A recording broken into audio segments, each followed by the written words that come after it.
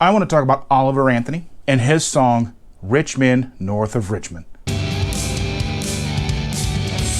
I'm Dustin, and I want to talk about the new song going absolutely viral by country singer Oliver Anthony. First off, I want to talk about the fact that I have nothing against Mr. Anthony. I have nothing against the song. Just want to talk about a specific lyric. That lyric goes as follows. Lord, we got folks in the streets who ain't got nothing to eat, and the obese milkin welfare. Well, God, if you're 5'3" and 300 pounds, my taxes ought not pay for your fudge rounds. He sings it far more eloquently than I do, but I just had some issues with this part of the song. And again, like I said, this has nothing to do with Mr. Anthony. A lot of us probably feel or have felt this very way. I'm still obese. I'm still in process of losing my weight, making myself healthier, and I understand how food works. I also grew up pretty poor. My mom was on all kinds of government assistance. We had food stamps. We used to shop at Aldi before it was bougie, right? But anyway, I digress. You see somebody in the grocery store, obese, like me. People probably see my grocery cart full of meat, eggs, cheese, and such, and think, that's why he's fat. Again, as I said, I did grow up pretty poor. Now, my mom did the best that she could for us. She didn't understand nutrition. She wasn't a drinker. She didn't smoke. But she, like me, had a crazy food addiction. We would eat all kinds of sweets. Now, normal dinner stuff for us, we'd have a lot of fish sticks, canned carrots. She'd add sugar to those. A lot. We would have those Chef Boyardee pizzas that came in a box. That was basically the dough, some sauce, and a little packet of Parmesan cheese. That's what we would have for our pizza.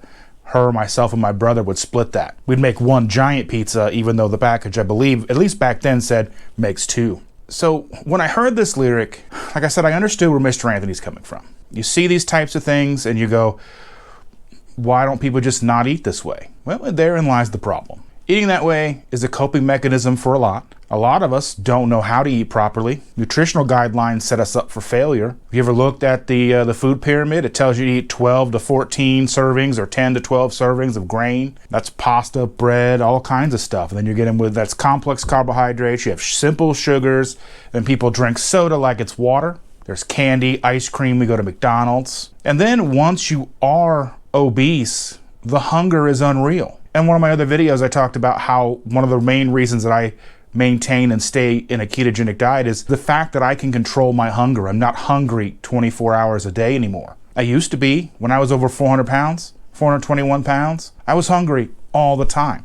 So I understand. I just wanted to set the record straight because I don't think people fully understand who aren't obese, aren't in these situations where they're food addicted or they live in places where they don't have access to real food. You know, there's a lot of people who live in food deserts with no money and no real access to food. You grow up generation after generation of eating the wrong stuff and you hear things like, well, diabetes runs in my family. Well, what I really hear is, well, poor eating habits run in my family causing diabetes. I'm not a doctor, I'm not a healthcare professional, so these are my opinions and nothing more. This is not medical advice. But I felt that I had to make this video because I worry that sentiments like this can grow, especially with a song that gets this much attention. The idea that my taxes ought not pay for your fudge rounds, I understand. We shouldn't be eating fudge rounds. But one of the things that scares me about that is the fact that if you want to go in and remove the ability for a person on welfare food stamps to purchase